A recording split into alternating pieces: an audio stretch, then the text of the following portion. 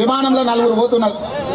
నలుగురులో ఒక ఆయన ఉత్తమ్ కుమార్ రెడ్డి అన్న, రెండో ఆయన చంద్రబాబు నాయుడు, మూడో ఆయన కల్వకుంట్ల చంద్రశేఖరరావు, నాలుగోడు చిన్న పుడతాడు స్కూల్ పోయి పిల్లగాడు.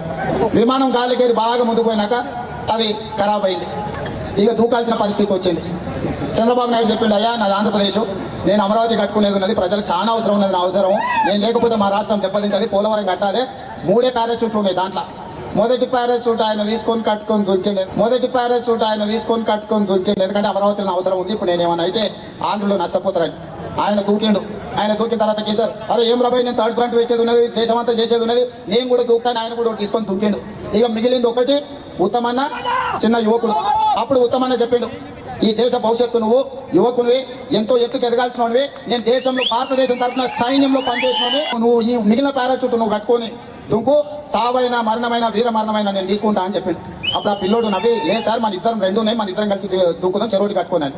ఉత్తమన్న అడిగిన ఉన్నాయి 3 కదా, మరి ఈ 2 ఎక్కడికి వెళ్ళి వచ్చినాయి సార్. ఆ ముందు దుంకిన తాగుపోతాడు పొద్దు కూడా తాగుతాను చెప్పిన వాడు కట్టుకొని దుంకింది నా స్కూల్ బ్యాగు, పారాచూట్ కాదు అది, అందుకే తాగుపోతాను చెప్పిన పొద్దు కూడా తాగుతాని. ఇగో మనకి ఇట్లా అదృష్టం కలిసి వచ్చిందని చెప్పిన.